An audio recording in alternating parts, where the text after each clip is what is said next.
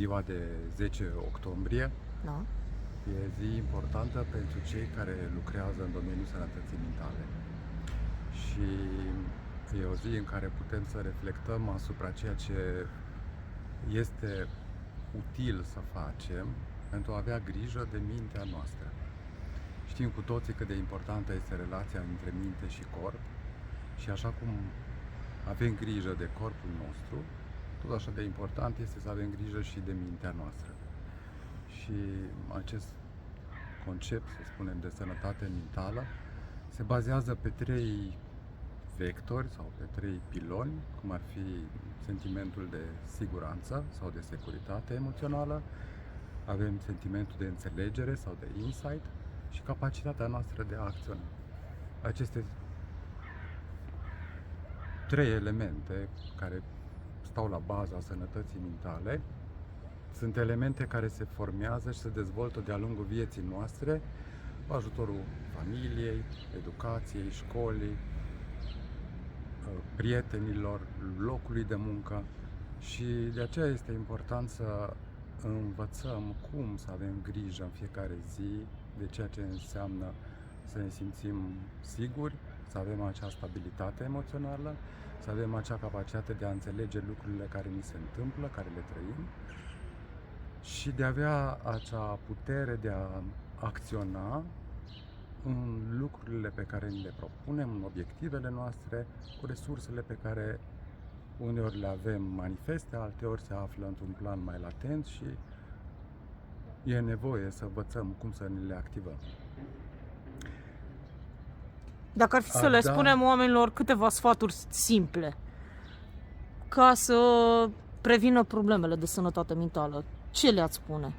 Primul sfat ar fi cum să învățăm sau să învățăm să ne înțelegem pe noi înșine, să ne cunoaștem pe noi, să învățăm care este trecutul nostru, să știm despre el, că multe din conflictele, problemele, dinamicile familiale prin care am traversat pot fi astăzi cauza unor probleme sau tulburări din zona sănătății mentale, să avem curajul și puterea să cerem ajutor, să mergem la oamenii care sunt calificați, specialiștii din domeniul sănătății mentale, psihiatrii, neuropsihiatrii, psihologii, clinicieni, psihoterapeuții, asistenții sociali, psihopedagogii.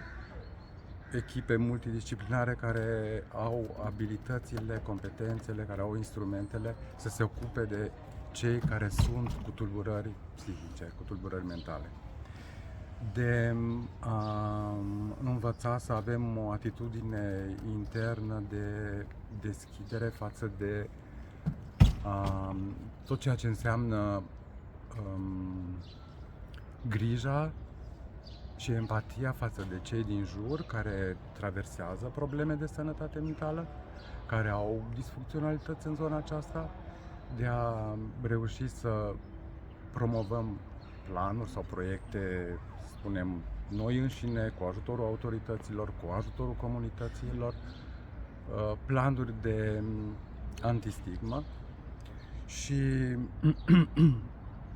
de a învăța cumva să fim mai autentici cu noi înșine, de a fi mai autentici în relație cu ceilalți, de a avea suficientă compasiune, de a pune umărul și de a ajuta pe cei care au nevoie în anumite momente ale vieții lor de sprijin medical, psihiatric. Deci ar fi bine să nu judecăm pe ceilalți și dacă putem să-i ajutăm. Fără prejudecăți, fără critică, să-i ajutăm, pentru că în același timp ne ajutăm pe noi înșine și când traversăm perioade dificile avem nevoie de suport și de sprijin din partea celorlalți. Este o problemă că ne gândim prea mult la ce zice lumea și ce gândește lumea și nu ne gândim poate la sănătatea minții noastre? Sunt atât de multe transformări în societate și atât de multe crize, e o așa de mare presiune cu toate schimbările care sunt pe toate planurile, încât de multe ori suntem furați de acest șuvoi de transformări, încât uităm să ne mai uităm la noi înșine și să fim foarte mult preocupați de așteptările și exigențele celor din jur. La școală, la serviciu, în casă, în familie, în societate. Și o recomandare ar fi cum ne putem întoarce asupra noastră, a vedea ceea ce putem face noi, a putea vedea care sunt resursele noastre și acolo unde identificăm obstacole, să mergem și să cerem ajutor. Deci ar fi bine să nu ne gândim ce zice lumea dacă mergem la psiholog, la psihiatru, ci pur și simplu să facem ceva pentru sănătatea noastră. Da, pentru că este responsabilitatea noastră să avem grijă, așa cum avem grijă de corpul nostru, de mintea noastră trebuie să avem grijă. Dacă spunem sănătate, adică nu putem spune sănătate dacă nu spunem sănătate mentală. Și aș vrea să vă mai întreb ceva. Foarte mult auzim, suntem stresați, cutare are depresie, simt că intru și eu în depresie. E o problemă asta tot mai frecvent, întâlniți și dumneavoastră cazuri în care, nu știu, oameni tot mai tineri spun că suferă de depresie sau că se simt foarte stresați? Da, a crescut numărul celor care se adresează serviciilor de specialitate cu această problemă de depresie sau de stres la locul de muncă și, într-adevăr, tot mai mulți tineri care sunt cumva, să zic, prinși în această tulburare a depresiei.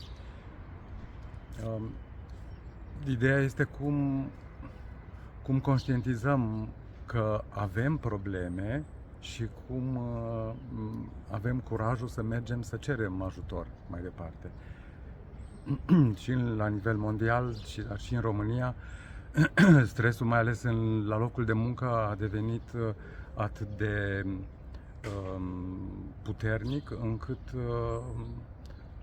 și angajatorii încep să ia măsuri tot mai concrete de a stabiliza cumva această situație și de a încerca să promoveze cumva sănătatea la locul de muncă.